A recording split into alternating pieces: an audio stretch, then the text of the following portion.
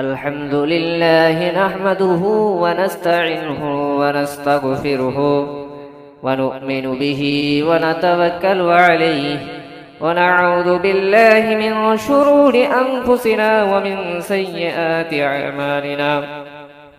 من يهده الله فلا مضل له ومن يضلله فلا هادي له. ونشهد أن لا إله إلا الله وحده لا شريك له. ونشهد أن وسيدنا ومولانا محمدا عبده ورسوله. فقد قال الله تبارك وتعالى في كلامه المجيد وفي فرقانه الحميد: أعوذ بالله من الشيطان الرجيم. بسم الله الرحمن الرحيم. قل أغير الله أتخذ وليا فاطر السماوات والأرض وهو يطعم ولا يطعم إلى آخر آية. إن الله وملائكته يصلون على النبي يا أيها الذين آمنوا صلوا عليه وسلموا تسليما.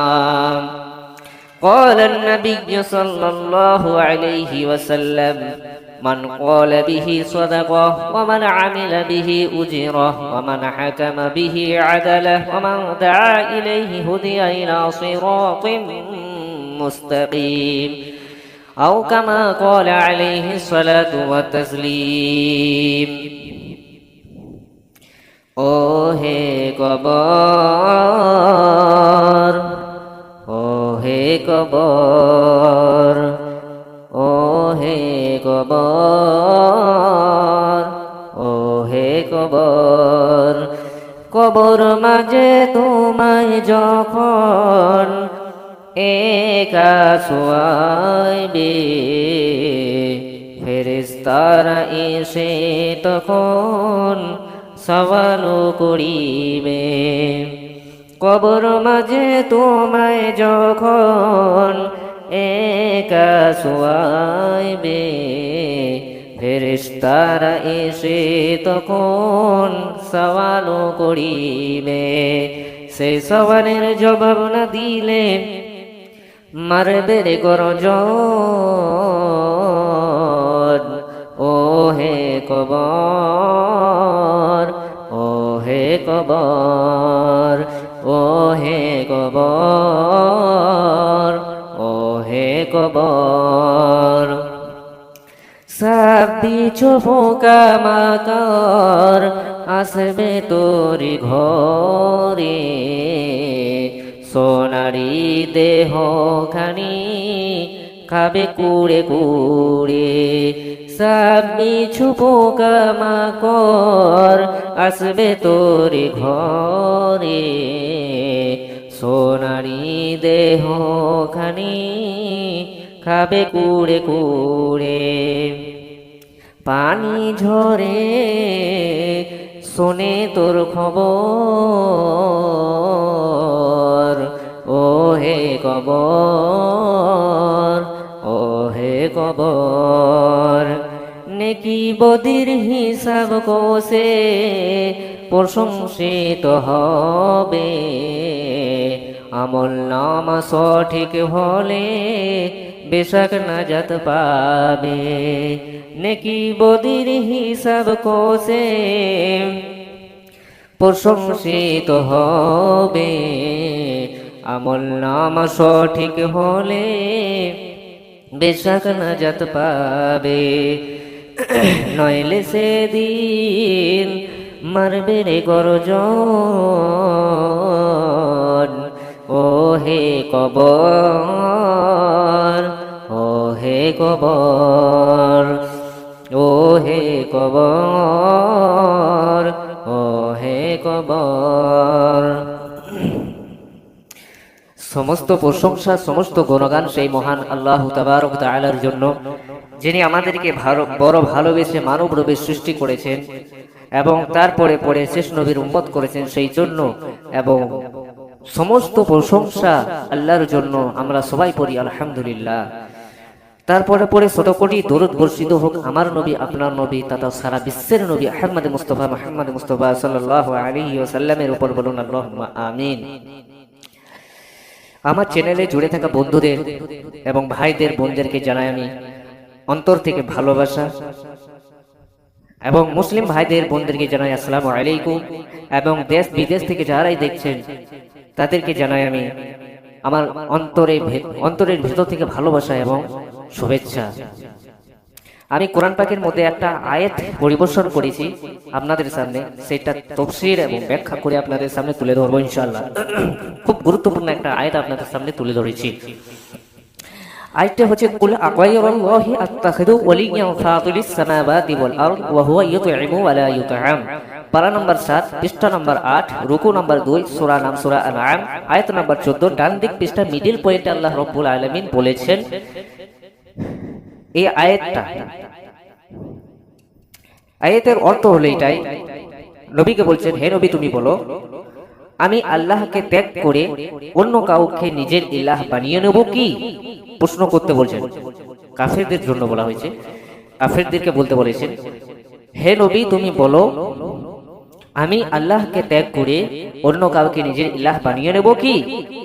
সেই আল্লাহকে বাদ দিয়ে যিনি আকাশ এবং জমিনকে সৃষ্টি করেছেন, যিনি আমাদেরকে রুজি দান করেছেন এবং তিনি কখনো রুজি গ্রহণ করেননি। এই আয়াতের মূল অর্থ হচ্ছে এই। আজকে আমার বক্তব্যের বিষয়বস্তু হচ্ছে যে আল্লাহকে কেন মানব, আল্লাহকে কেন মানব, মূল বিষয়বস্তু হচ্ছে এটাই। এখনকার অনেক নাস্তিকেরা অনেক রকম প্রশ্ন করছে, যেটা ঈমান চলে যাওয়ার মতো। যে প্রশ্নগুলো করছে সে প্রশ্নগুলো একবারে ঈমান চলে যাওয়ার মতো। অতএব তাদেরকে লক্ষ্য করে আমি এই মূল বিষয়বস্তুটা বলছি যে আল্লাহকে মানব কেন। আল্লাহ বলছেন এইখানে, আমি আল্লাহকে ত্যাগ করে, আল্লাহ বলেছেন নবীকে বলতে যে হে নবী তুমি বলো, আমি আল্লাহকে ত্যাগ করে অন্য কাউকে কি নিজের ইলাহ বানিয়ে নেব কি? প্রশ্ন করতে বলছেন, সেই আল্লাহকে বাদ দিয়ে। সুবহানাল্লাহ। এই আল্লাহ যদি ব্যাখ্যা করা হয় তাহলে 1 মাস লেগে যাবে, আল্লাহর ব্যাখ্যা যদি করা হয়। অতএব আমি আপনাদেরকে এই কথা শোনাতে চাইছি যে আল্লাহকে কেন মানব। কোন আল্লাহকে মানতে অস্বীকার করতে বলেছিল কাফেরেরা? যে আল্লাহ আমাদেরকে এমন ভাবে সৃষ্টি করেছেন, সৃষ্টি করার পরে যে আমাদেরকে কোনো জিনিসের চাওয়ার প্রয়োজন হয় নাই, আল্লাহ পাক বিনা চাওয়াতেই দিয়ে দিয়েছেন। এরই নাম হচ্ছে আল্লাহ। তাই নবী বলেছেন কি, যিনি আমাদেরকে বিনা না চাওয়াতেই আমাকে দিয়ে দিয়েছেন, সেই আল্লাহকে বাদ দিয়ে কি অন্য প্রভুর গোলামি খাটবো? কখনোই না। কোন আল্লাহকে? যিনি আমাদেরকে বিনা না চাওয়াতেই, যেমন ধরে নেন শরীর সুস্থতা, প্রথমে দিক দিকে যাই, আল্লাহ পাক আমাকে বা আপনাদেরকে প্রথমে না চাওয়াতেই আমাদেরকে সৃষ্টির সেরা মানুষ বানিয়েছেন। এটা বড় নিয়ামত। আল্লাহ রাব্বুল আলামিন আমাদের বিনা চাওয়াতে, বিনা দোয়াতে আল্লাহ রাব্বুল আলামিন সর্বপ্রথম মায়ের গর্ভের মধ্যে এক ফোঁটা নাপাক পানির দ্বারাই আমাকে সৃষ্টি করলেন। সৃষ্টি করার পরে যখন সৃষ্টি করে দিয়ে আল্লাহ রাব্বুল আলামিন পেটের মধ্যে সৃষ্টি করে দেওয়ার, মানে গর্ভের মধ্যে সৃষ্টি করে দেওয়ার পরে ছেড়ে দেননি। আল্লাহ রাব্বুল আলামিন বলছেন, আমি গর্ভের মধ্যে তোমাদেরকে 10 মাস 10 দিন রেখে তোমাদেরকে আমি ওখানে খাবারের ব্যবস্থা করে দিয়েছি, যে তোমরা না খেয়ে থাকবে, এটাও আমি করি নাই। তোমাদেরকে খাওয়া, আমি যে মায়ের যে বদ রক্তগুলো আছে সেই রক্তগুলো আমি নাবিয়ে দিকে খাওয়ার ব্যবস্থা করে দিয়েছি। তারপরে যখন গর্ভের মধ্যে সন্তান জন্ম নিয়ে নিল, সন্তান জন্ম নিয়ে আনার পরে আল্লাহ যে বলছেন আমি তাকে সুস্থতা দান করি এবং ভালোভাবে আমি তাদেরকে লড়াচড়ার ব্যবস্থা করে দিই। মায়ের পেটটা যদি এইটুকু হয়, আল্লাহ পাক বলছেন আমি ওটাকে বাড়িয়ে এত বড় করে দিই বড় মায়ের বাচ্চার ঘরটা আমি লম্বা করে দিই, বড় করে দিই। এরপরে বলছে তারপরেও আমি ছাড়ি না।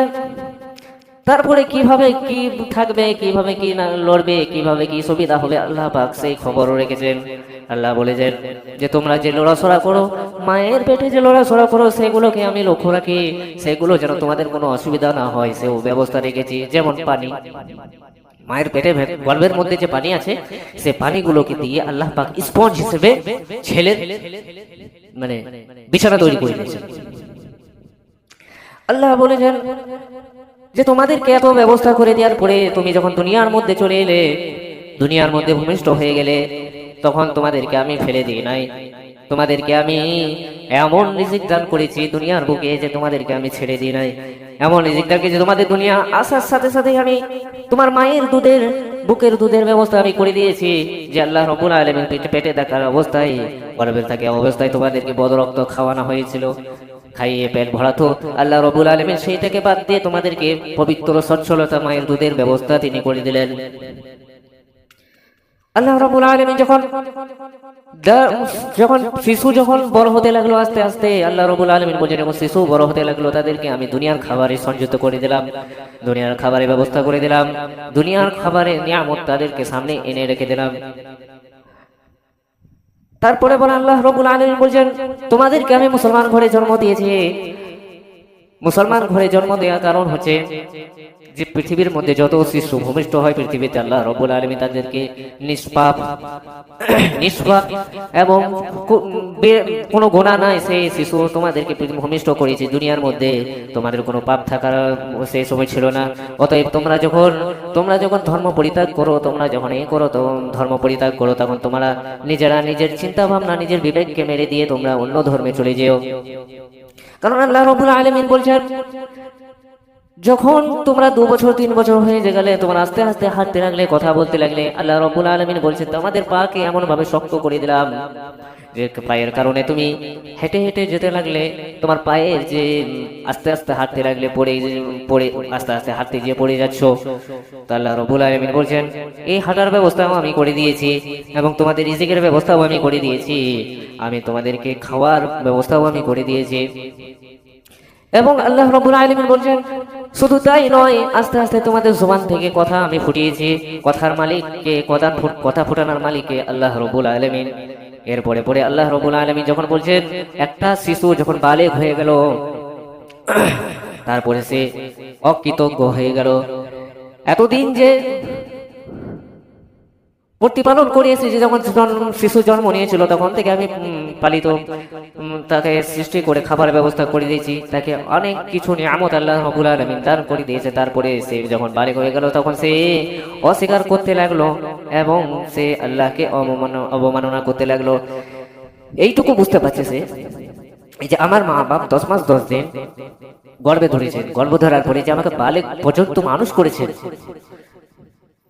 এটা ওর বিবেকের মধ্যে আসছে। কিন্তু আল্লাহ রাব্বুল আলামিন সৃষ্টি হওয়া এক ফোঁটা বীর্য যখন প্রবেশ করে গর্ভের ভিতরে, তখন থেকে যে আল্লাহ রাব্বুল আলামিন নজরে রেখেছেন, রহমতের নজরে রেখেছেন, সে খবরটা আর চিন্তা করছে না, সেই জিনিসটাকে চিন্তা করছে না। সে কলবটা মানে এত কালো হয়ে গেছে, সেই কলবটা যে ওই ব্যাপারে চিন্তাই করছে না। আল্লাহ রাব্বুল আলামিন বলেন তোমরা যখন বালেগ হয়ে গেলে তখন তোমরা পথভ্রষ্ট হয়ে যাচ্ছ, তোমরা একটু চিন্তা করতে পারছো না তোমাদেরকে যখন মায়ের গর্ভে ছিল কে খাওয়াচ্ছে, তোমাদেরকে যখন মায়ের গর্ভে ছিলে তখন কে তোমাদেরকে সুস্থ রেখেছে, তোমরা যখন ভূমিষ্ঠ হয়েছো, ভূমিষ্ঠ হওয়ার সাথে সাথে তোমার মায়ের বুকে দুধ কে এনে দিয়েছে, এগুলো তোমরা একেবারে চিন্তা করো না। তাই আল্লাহ বলছেন, নবীকে বলতে বলছেন সেই আল্লাহকে আমি ত্যাগ করে অন্য প্রভুকে কি মানবো, যিনি সেই আল্লাহ আমাকে সৃষ্টি করেছেন, আমাকে মা বাবাকে, আমার পিতা মাতাকে সৃষ্টি করেছেন এবং আমার দুনিয়ার মধ্যে সমস্ত জিনিস সৃষ্টি করেছেন, সমস্ত নিয়ামত আমাদেরকে দান করেছেন। তাহলে আমরা বুঝতে পারলাম যে আমরা আল্লাহকে মানছি না কেন, আমাদের দোষ, যত দোষ আমাদের। কেন? কারণ আল্লাহ বলেছেন যে আমি তোমাদেরকে জন্ম হওয়ার থেকে নিয়ে মৃত্যু পর্যন্ত তোমাদেরকে প্রতিপালন করছি, রিজিক দিচ্ছি, মানে রহমতের ছায়াতে রেখেছি তোমাদেরকে। তারপরেও একটা বান্দা কিভাবে গোড়ামির পথে চলে যায়, পথভ্রষ্ট রাস্তায় চলে যায়, আল্লাহকে বাদ দিয়ে অন্য রাস্তায় চলে যায়, কিভাবে চলতে পারে? আল্লাহ বলেছেন যে তোমরা যে নাফরমানি করছো, সে নাফরমানি করার কারণ হচ্ছে একটাই, যে তোমাদেরকে কলব তোমাদেরকে সাথ দেয় না, তোমাদের ব্রেন সাথ দেয় না। কেন? কারণ তোমরা ব্রেন যেরকম খাটিয়েছো, যেরকম কলবকে খাটিয়েছো, যেরকম অন্তরকে খাটিয়েছো, সেরকম তোমাদের পরিণতি হচ্ছে, সেরকম তোমাদের চরিত্র হচ্ছে। আল্লাহ রাব্বুল আলামিন বলছেন, নবীকে বলছে তুমি বলো সেই আল্লাহকে কি ছেড়ে আমি অন্য আল্লাহকে কি মেনে নেবো? যে আল্লাহ, সেই আল্লাহকে বাদ দিয়ে কি মেনে নেব যিনি আকাশ এবং জমিনকে সৃষ্টি করেছেন? আকাশ আর জমিনকে সৃষ্টি করেছেন। আমি ছোট করে ব্যাখ্যা করছি এটাই, যে আমরা আল্লাহকে মানবো কেন, মূল বিষয়বস্তু এটাই ছিল। তো আমরা আল্লাহকে না মানার একটা কারণ আমি দেখাতে পারছি না, যে আল্লাহকে আমি মানবো না। আল্লাহ জন্ম থেকে নিয়ে মৃত্যু পর্যন্ত যেরকম আমাদেরকে প্রতিপালন করে, রুজি দেন, শরীর সুস্থ রাখেন, সবকিছুই করেন, তাহলে আমরা আল্লাহকে মানবো না তো কাকে মানবো? যিনি বিনা কারণে আমাদেরকে না চাওয়াতেই আমাদেরকে দিয়ে দিয়েছেন। তাহলে আমি কেন আল্লাহকে মানবো না? আল্লাহকে মানতে হবে। আল্লাহকে না মানলে অকৃতজ্ঞ মানে ইলজাম আমাদের উপরে লাগবে। যে একজনের সারা জিন্দেগি তার কাছে খেলাম পড়লাম, কিন্তু লাস্টে বলে দিলাম যে না, ওই মানুষটা ভালো নয়, ওই মানুষটা এমুক এমুক এমুক এমুক দোষ আমি চাপিয়ে দিলাম, এগুলা হচ্ছে অকৃতজ্ঞ মানুষ। অতএব আমরা বুঝতে পারছি যে আমাদেরকে জন্ম থেকে নিয়ে মৃত্যু পর্যন্ত আল্লাহ রাব্বুল আলামিন সমস্ত ব্যবস্থা তিনি করে দিয়েছেন, এরপরেও আমরা আল্লাহকে মানতে চাইছি না। তাহলে আমরা বুঝতে পারলাম মূল বিষয়বস্তু যে আমরা আল্লাহকে মানব কেন। আল্লাহকে মানার একটাও কারণ আমি দেখতে পাচ্ছি না, যে আল্লাহকে মানব না। আল্লাহ যিনি বলছেন যে আমি তোমাদেরকে সমস্ত জিনিসের ব্যবস্থা করে দিয়েছি, এরপরে তো মানাও, অমান্য করার কোনো কারণ নাই। সেই আল্লাহ বলছেন, ব্যাখ্যায় বলছেন সেই আল্লাহকে বাদ দিয়ে যিনি আকাশ এবং জমিনকে সৃষ্টি করেছেন। এখন আকাশ এবং জমিন আপনারা বুঝে নেন যে কি জিনিস। আচ্ছা, আজও পর্যন্ত পৃথিবীকে শেষ পর্যন্ত পৌঁছে যেতে পেরেছে, এখনো পারেনি। এখন বৈজ্ঞানিক এত উন্নত হয়েছে, এত প্লেন হয়েছে, এত অনেক কিছু হয়ে গেছে, এত রকেট হয়ে গেছে, কিন্তু আজও পর্যন্ত আল্লাহ রাব্বুল আলামিনের জগতের বাইরে কেউ যেতে পারে নাই। আল্লাহ রাব্বুল আলামিন বলছেন, ইয়া মা'শারাল জিন্নি ওয়াল ইনসি ইন ইসতাতা'তুম আন তানফুযু মিন আকতারিস সামাওয়াতি ওয়াল আরদি ফানফুযু লা তানফুযুনা ইল্লা বিসুলতান। যারা আমাকে অস্বীকার করো, যারা আমাকে অবমাননা করো, তারা আমার সৃষ্টি থেকে বেরিয়ে যাও। বেরোতে পারবে না, জিন আর ইনসানকে বলছে, বেরিয়ে যেতে পারবে না। কেন? কারণ আমার সৃষ্টির সমস্ত দিক থেকে ছেয়ে রেখেছে তোমাদেরকে। আল্লাহ বলছেন আকাশ সৃষ্টি করেছে। আকাশ আর জমিনের কথা কেন বললেন? আকাশ আর জমিনের কথা এই জন্য বললেন যে আকাশের মধ্যে এমন এমন গ্রহ আল্লাহ রাব্বুল আলামিন রেখে দিয়েছেন যে আজও পর্যন্ত বৈজ্ঞানিকরা হতাশ পায় নাই, আজও পর্যন্ত বৈজ্ঞানিকরা খুঁজে পারি নাই যে আল্লাহ রাব্বুল আলামিন সৃষ্টি করেছেন, তিনাকে কি বাদ দিয়ে আমি কোনো ইলাহকে মানবো? আকাশের ব্যাপারে আল্লাহ রাব্বুল আলামিন বলছে তোমরা জানো যে আকাশ আমি কেন সৃষ্টি করেছি, আকাশ আমি কেন তোমাদেরকে দান করেছি, সেই জন্য সেগুলো শুনে নাও। আল্লাহ বলেছেন যে আকাশকে তোমাদেরকে ছাদের ন্যায় আমি তোমাদেরকে মাথার উপরে ছাইয়ে দিয়েছি, যেখানের মধ্যে সূর্য তাপ আসবে এবং পানি বর্ষণ হবে এবং মেঘমালা হবে, মেঘমালা থেকে পানি বর্ষণ হবে। আল্লাহ রাব্বুল আলামিন এই নিয়ামতগুলো আল্লাহ রাব্বুল আলামিন দিয়ে দিয়েছেন।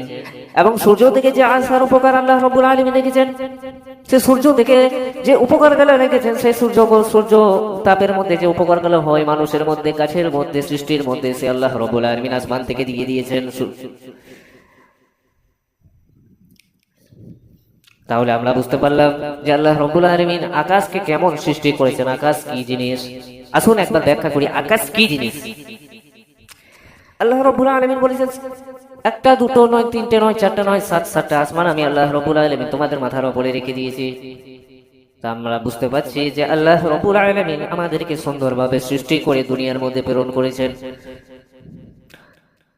আকাশের ব্যাখ্যা হচ্ছে এটাই যে আল্লাহ রাব্বুল আলামিন আকাশ সৃষ্টি করেছেন। আকাশের মধ্যে, প্রথম আকাশের মধ্যে এত গ্রহ আল্লাহ পাক রেখে দিয়েছেন যে গ্রহতে কোনো বৈজ্ঞানিক আজ পর্যন্ত গুণে শেষ করতে পারেনি এবং কোন কাল কিয়ামত পর্যন্তও পারবে না। কেন? কারণ আল্লাহ রাব্বুল আলামিন, বৈজ্ঞানিকরা বলছেন, বৈজ্ঞানিকদের মতে আমরা বলছি যে এই পৃথিবী এত বড় যে পৃথিবীর লাস্ট মোমেন্ট পর্যন্ত কেউ পৌঁছাতে পারেনি এখনো পর্যন্ত।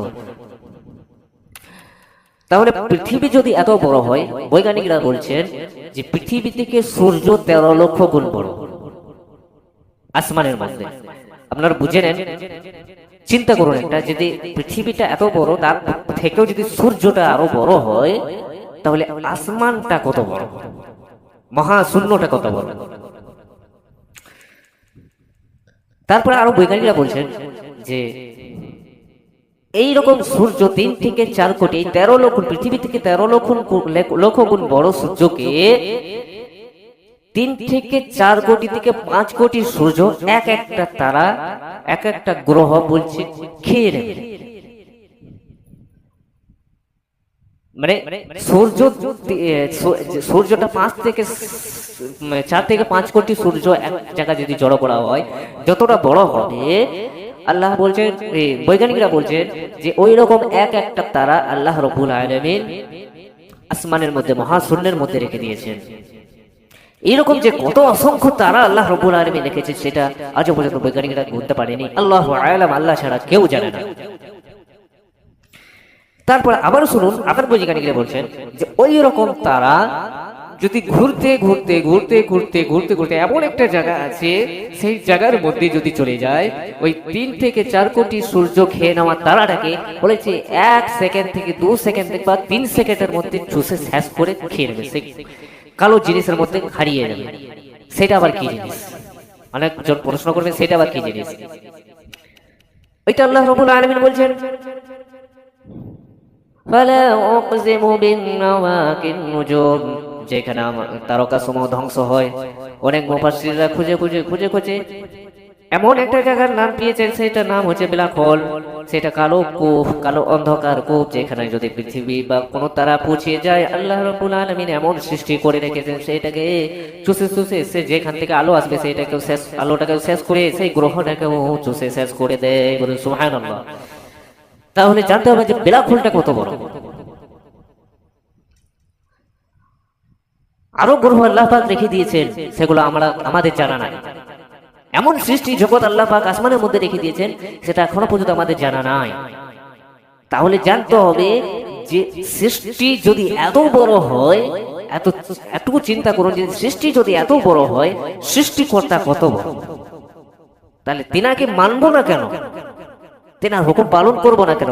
একটাও কারণ খুঁজে পাচ্ছি না, যে আল্লাহকে অমান্য করার একটাও কারণ খুঁজে পাচ্ছি না। তাহলে আসমানের ব্যাখ্যা করলাম ছোট করে, আরো করতে গেলে আরো বড় হয়ে যাবে। আসমানের আরো সৃষ্টি আল্লাহ পাক রেখে দিয়েছেন, যে সৃষ্টিগুলো বললাম না, পরে ইনশাআল্লাহ টাইম পেলে বলবো। আল্লাহ বলছেন, বলো নবী, সেই আল্লাহকে বাদ দিয়ে যিনি আসমান এবং জমিনকে সৃষ্টি করেছেন।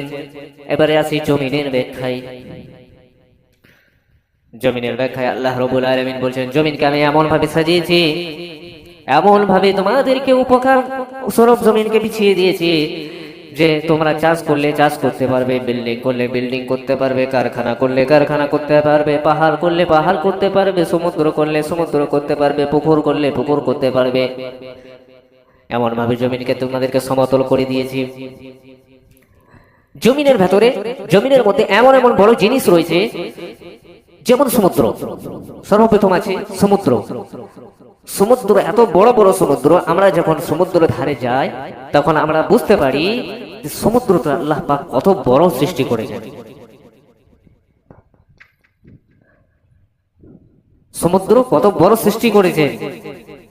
সমুদ্রের মধ্যে যে আনাজ, যেগুলো খাবারের জিনিস আল্লাহ পাক রেখেছেন, মাছ আরো কিছু রেখেছেন খাবারের ব্যাপারে, আল্লাহ পাক হালাল করেছেন, সেইগুলো ব্যাপারে আল্লাহ রাব্বুল আলামিন আমাদের জন্য ইন্তজাম করে দিয়েছেন। সমুদ্রের ভেতরে রয়েছে সোনা দানা, সমুদ্রের ভেতরে রয়েছে সোনা দানা, হীরা মুক্তা, আল্লাহ পাক যত সম্পদ সমুদ্রের ভেতরে রেখে দিয়েছেন। সমুদ্রটা কোথায়? জমিনের উপরে। আল্লাহ রাব্বুল আলামিন জমিনকে সৃষ্টি করেছেন শুধু মানুষের উপকারের জন্য, মানুষ এবং জিনের উপকারের জন্য, জিন জাতির উপকারের জন্য।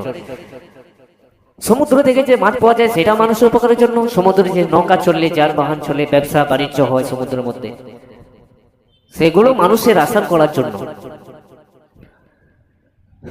তারপরে জমিনের ভেতরে যে সম্পদগুলো আল্লাহ পাক রেখে দিয়েছেন, কালকে কিয়ামতের মাঠে যখন ওগুলো উগলি দেবে জমিন, তখন মানুষ বুঝতে পারবে যে আল্লাহ পাক জমিনের মধ্যে ভেতরে কত সম্পদ আল্লাহ পাক রেখেছেন। আল্লাহ বলছেন যে তোমাদেরকে জমিন এমন ভাবে তোমাদেরকে জমিনকে বিছিয়ে দিয়েছি যার মধ্যে তোমরা চাষ করলে চাষ করতে পারবে। এমন জমিনকে আমি এত নরম করে দিইনি যে তোমাদেরকে বিল্ডিং করলে সে বিল্ডিং ধসে চলে যাবে, সেরকম জমিনকে নরম করে দিইনি। এবং জমিনকে এমন শক্ত করিনি যে তোমরা সেখানে চাষ করতে পারবে না, সেখানে তোমরা আনাজ ফলাতে পারবে না, সেই ব্যবস্থাও আমি করি নাই। সেরকম ব্যবস্থা মানে সৃষ্টির ব্যবস্থা আমি করে দিয়েছি যে সব রকম তোমরা যেন জমিনের মধ্যে করতে পারো, সেরকম ব্যবস্থা করে দিয়েছি। এখন দেখবেন যে তেলের খাদান কোথায় আছে? জমিনের তলায়। কয়লার খাদান কোথায় আছে? জমিনের তলায়। পাথরের খাদান কোথায় আছে? জমিনের তলায়। তাহলে আল্লাহ পাক জমিনকে কেন সৃষ্টি করেছেন? আমরা বুঝতে পারছি যে আল্লাহ জমি, আসমান এবং জমিনকে সৃষ্টি করেছেন শুধু মানুষের এবং জিনের জন্য, মানুষের সুবিধার জন্য। যেদিন আল্লাহ বলনেওয়ালা মানুষ এই দুনিয়াতে থাকবে না, সেদিন আল্লাহ পাক এগুলোকে সব ধ্বংস করে দেবেন। নবী বলতেছেন সেই আল্লাহকে বাদ দিয়ে কি, যিনি আকাশ ও জমিন সৃষ্টি করেছেন। আকাশের যদি আমি নিয়ামতের বর্ণনা করি তা অন্য চ্যাপ্টার চলে যাবে, কিন্তু জমিনের যদি নিয়ামত বর্ণনা করি তাহলে অন্য চ্যাপ্টার চলে যাবে। আমি যতটুকু ছোট করে ব্যাখ্যা করছি, এইটাই যতটুকু পারছি ছোট করে ব্যাখ্যা করে দিচ্ছি, কেন কারণ ভিডিও খুব শর্ট করতে হবে। জমিনকে এই জন্য সৃষ্টি করা হয়েছে যে মানুষের উপকারের জন্য।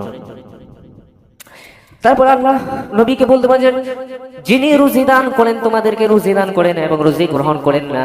আমরা চিন্তা করি রুজি দান করেন মানে আমাদেরকে নিয়ামত দান করেন। তিনি নিয়ামত কখনো গ্রহণ করেন না, নিয়ামত কখনো গ্রহণ করেন না, রুজি কখনো গ্রহণ করেন না। আল্লাহ পাক আমাদেরকে মানুষ হয়ে ছেড়ে দেন নাই। মানুষ হওয়ার সাথে সাথে আল্লাহ রাব্বুল আলামিন আমাদেরকে বলেছেন যে তোমাদেরকে আমি ছেড়ে দিয়ে নাই, তোমাদেরকে আমি খাবারের ব্যবস্থা করে দিয়েছি এবং তোমরা যেন বেঁচে থাকতে পারো, পরে বেঁচে থাকতে পারো, সেই ব্যবস্থাও আমি করে দিয়েছি। আল্লাহ নিয়ামতের জন্য কোরআন পাকের মধ্যে বলছেন, يعرفون نعمة الله ثم ينكرونها وأكثرهم الكافرون। পারা নাম্বার 14 পৃষ্ঠা নম্বর 15, সূরা নাম সূরা নাহাল আয়াত নম্বর 83, বাম দিক পৃষ্ঠায় মিডিল পয়েন্টে আল্লাহ রাব্বুল আলামিন বলেন, يعرفون نعمة الله ثم ينكرونها وأكثرهم الكافرون। অর্থাৎ তারা আল্লাহর নিয়ামতকে চিনতে পারে, কিন্তু তা সত্ত্বেও সেগুলো অস্বীকার করে। তাদের অধিকাংশই কাফির। এই যে জিনিসগুলো আমি বর্ণনা করলাম, যে জিনিসগুলো বললাম, সেই জিনিসগুলোর জন্য, সমস্ত জিনিসের জন্য আমি একটাই উদাহরণ দিয়ে একটাই কথা আমি বলে দিচ্ছি যে এই কথা, যে এই নিয়ামতগুলো বুঝেও চিন্তা ভাবনা করেও সে অস্বীকার করলো, তাদের জন্য বলেছেন যে তারা হচ্ছে কাফির। কাফির মানে তাদের কোনো ঈমান নাই। তারা আল্লাহর নিয়ামতকে চিনতে পারে যে এটা আল্লাহর নিয়ামত, এটা আমাকে দিয়েছেন, বিনা কারণে দিয়েছেন, তা সত্ত্বেও সে অস্বীকার করে না।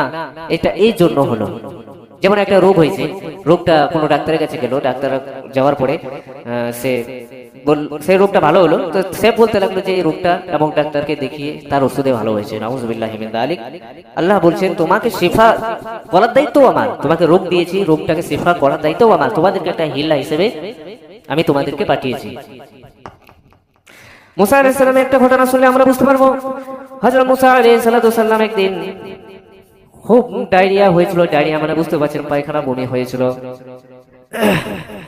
তিনি ওষুধ খাচ্ছিলেন না, আল্লাহর উপরে ভরসা করেছিলেন, আল্লাহর উপরে ভরসা রেখেছিলেন। বলেছিলেন যে আল্লাহ যদি ভালো করে তাহলে আমি ভালো হব, আর যদি আল্লাহ না ভালো করে তাহলে আর কোনো ওষুধে ভালো হবে না। তয়েব আল্লাহর কাছে ভরসা করেছিলেন। লাস্টে আল্লাহ বললেন তুমি যদি এই অবস্থায় মরে যাও তাহলে তোমাকে নবুয়তের খাতা থেকে তোমার নাম কাটা যাবে, তুমি এমক গাছের শিকড়কে তুমি খেয়ে নাও, বেটে খেয়ে নাও। তো মুসা আলাইহিস সালাম সেই গাছের শিকড়কে বেটে খেয়ে নিল, আর সেই সাথে সাথে তার ওই ডায়রিয়া রোগ ভালো হয়ে গেল। তাহলে আল্লাহ রাব্বুল আলামিন বলছেন যে আমি ভালো করার দায়িত্ব তো আমি ভালো করেছি। তারপরে আর এক সময় মুসা আলাইহিস সালামের আবার ফের ওই রোগটাই প্রকাশ পেল। আল্লাহ মুসা আলাইহিস সালামকে দিয়ে দুনিয়ার জগৎকে শিখাচ্ছেন, আল্লাহ মুসা আলাইহিস সালামকে দিয়ে দুনিয়ার মানুষকে শিখাইছেন।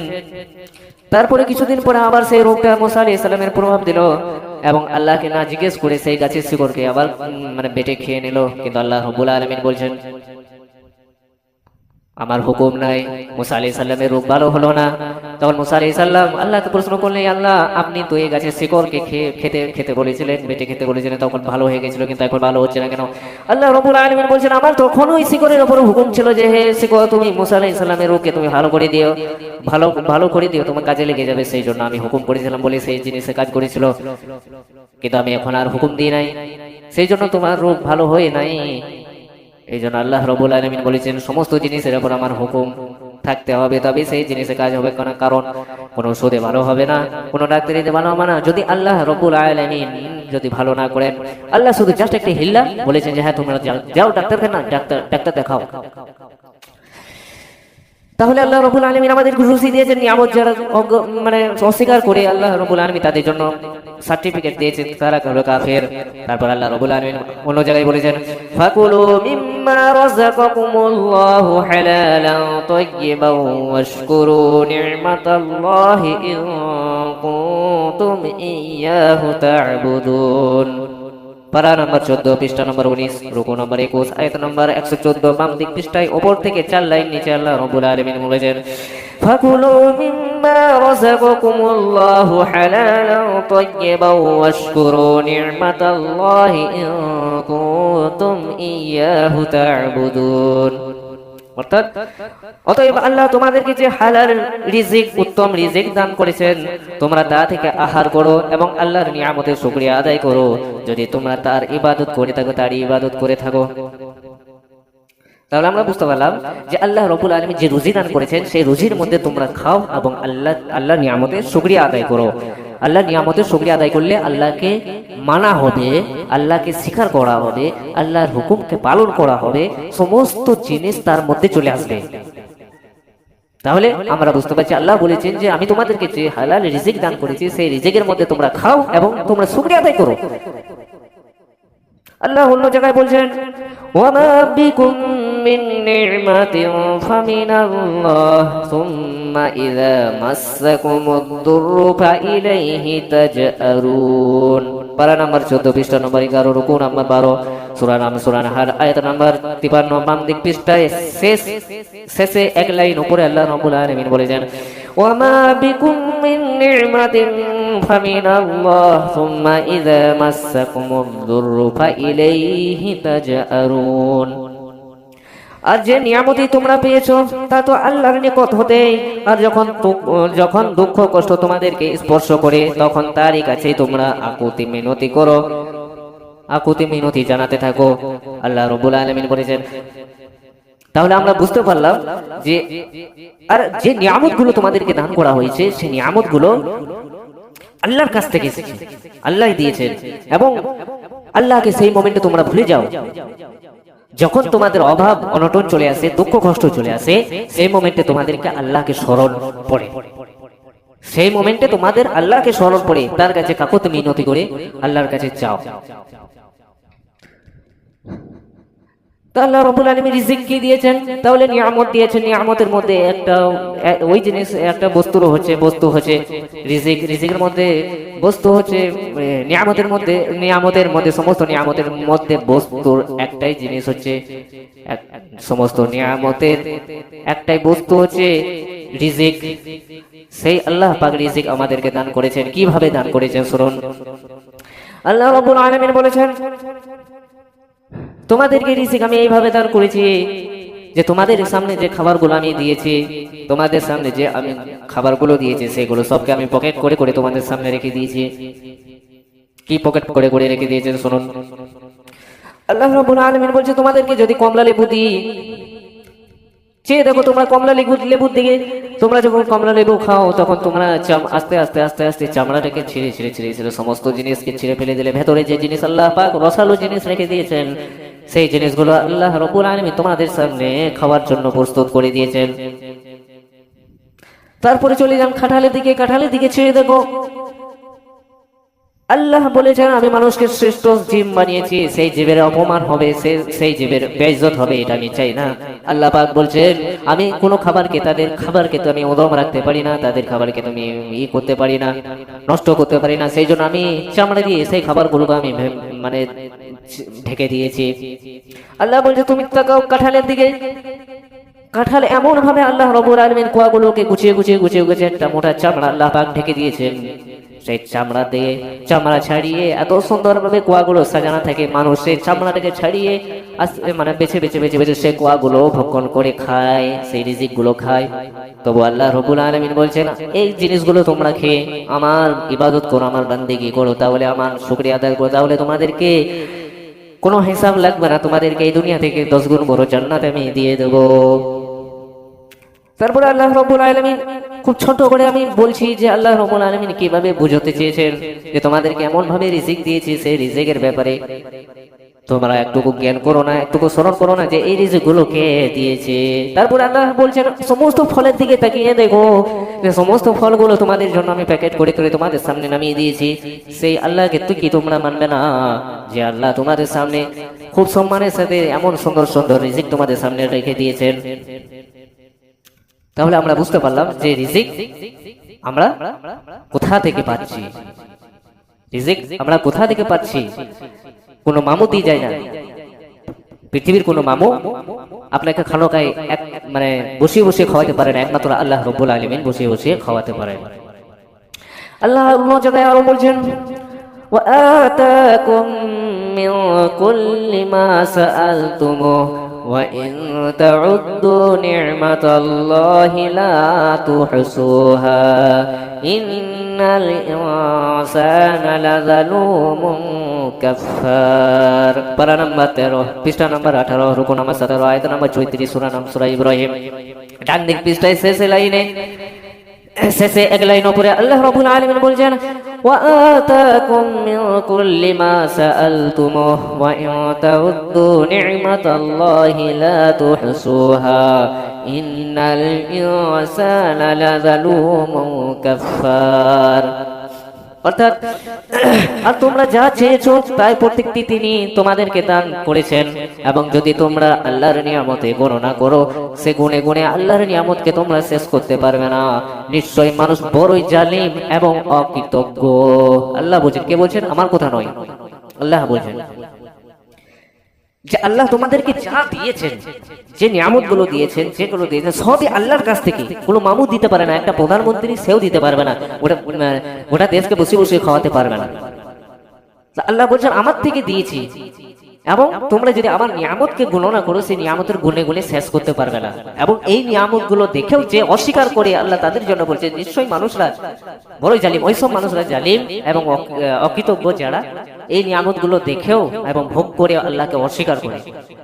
তাহলে আমরা মূল বিষয়বস্তু যেটা বলেছিলাম যে আমরা আল্লাহকে মানবো কেন, আমরা বুঝতে পারলাম যে আল্লাহ রাব্বুল আলামিন আমাদেরকে নিয়ামতে ছেয়ে রেখেছেন চারিদিক থেকে।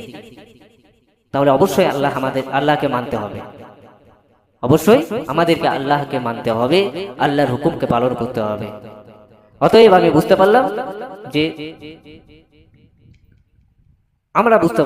দুনিয়ার বুকে যত নিয়ামত আমি যখন বীর্য থেকে আল্লাহ পাক মানুষকে সৃষ্টি করছে তারপর থেকে নিয়ে মৃত্যু পর্যন্ত আল্লাহ পাক যে নিয়ামত গুলো আল্লাহ পাক দিয়েছেন সেই নিয়ামত গুলো আমরা শুকরিয়া আদায় করব, আল্লাহকে মানবো, আল্লাহর হুকুমকে মানবো, নবীর তরিকাকে মানবো। তাহলে কিন্তু আমরা আখিরাতে বেড়া পার হয়ে যাবো, আখিরাতে জান্নাত পাবো, দুনিয়ার পরীক্ষাতে পাস হয়ে যাবো ইনশাআল্লাহ। শেষে একটা ঘটনা বলে আমি শেষ করছি। আল্লাহ এক ব্যক্তি, এক আবিদ এক জায়গা থেকে সফরে চলে যাচ্ছেন, এক আবিদ একটা সফরে চলে যাচ্ছে, চলে যেতে আল্লাহ রাব্বুল আলামিন এর আয়াত কোরআনের মধ্যে আছে যে আল্লাহ বলেছেন কোন আমার সৃষ্টির মধ্যে ভুল ধরতে পারবে না। এই পড়ে চলে যাচ্ছে, হঠাৎ দেখলে একটা বড় বড় গাছ, সে বড় গাছের নিচে সে আরাম করতে লাগলো চিত হয়ে শুয়ে। এই আয়াত পড়ছে এবং চিন্তা করছে আল্লাহ তো বলেছে আমার সৃষ্টির মধ্যে কোনো ভুল ধরতে পারবে না, তো আমাকে একটু ডাউট লাগছে। ডাউট লয় মানে ভুল ধরার ক্ষমতা আমার নাই, কিন্তু আমার একটু সন্দেহ জাগছে যে আল্লাহ এত বড় গাছ সৃষ্টি করেছেন এবং ফলগুলো এত ছোট ছোট কেন, এটা যদি যেরকম গাছ সেরকম যদি ফল হতো তাহলে ভালো হতো, তাহলে সাজতো গাছটা।